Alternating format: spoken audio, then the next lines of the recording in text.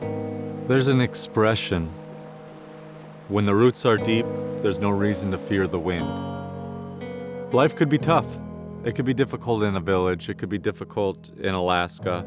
The weather, living in close quarters with all your family members and community members.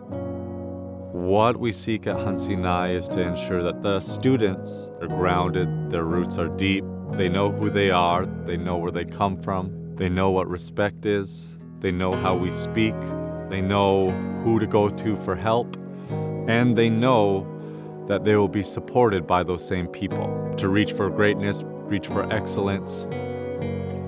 It is a Montessori-based program, which lends itself well towards us teaching the language.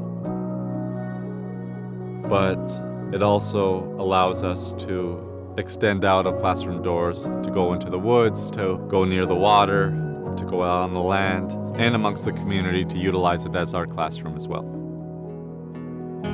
The Haida Language Immersion Preschool, which we also include kindergarten, is a place where our heritage language, Hadkel, is the language of power and use.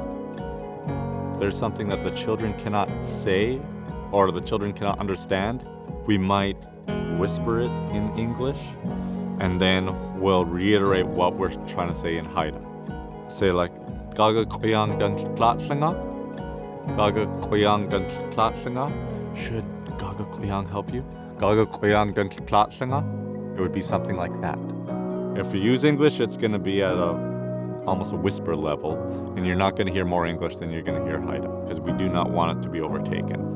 We need a place where the Haida language lives, it thrives, and it's not put on the back burner as soon as someone gets uncomfortable or as soon as someone doesn't understand.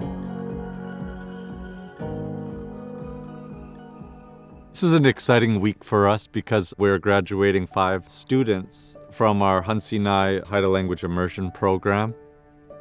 We're very excited to have 2 of our last fluent speaking elders of the northern variation of Haida in our community today. One of them, Náay, has not been here in 60 years. To have them speaking with one another in the year 2021, I cannot stress enough how exciting that is for our nation, for our people, for our region. Just to be able to have that still alive, saying we're still here, we still matter, this is still important, and we're putting it in the air where it belongs. We're coming out of COVID, so we haven't had an opportunity to have very large celebrations or very large gatherings. To see the kids become cultural ambassadors by utilizing the language, by showing support for one another, it gives me a fulfilling purpose.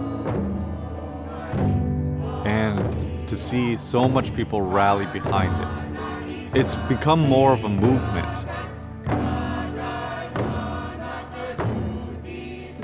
This is going to be a little bit different than any graduation that I've seen or that I've facilitated. This graduation is going to be more of a potlatch. We're going to have tables for each one of the students' guests. They're going to have gifts that we've created in this past few months. They're going to be giving them out. But we also want to leave them with a lasting impression too. I'm not done with them. I want to make sure that each of them have a name. A Haida name to identify them as they go amongst the community, as they go outside the community. This isn't something that's usually done. The names that we're giving today would usually be given from a grandparent, from an aunt or uncle, if we had a community of speakers. They would notice the characteristics of a child and they would give them kind of a nickname, so to say. Sometimes they'd give them a name that they'd live up to. Sometimes it would be a name that they recognized having belonged to someone else who passed on.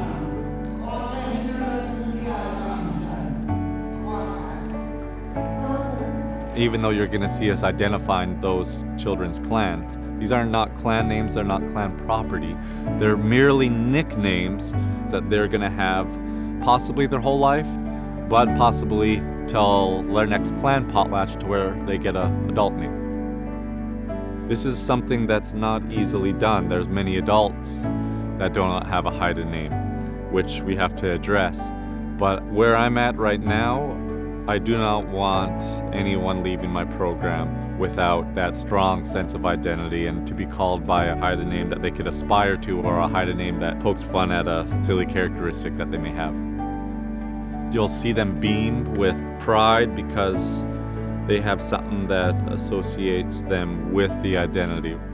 They're greeting each other in the language, they're departing from each other in the language, they're utilizing kinship terms.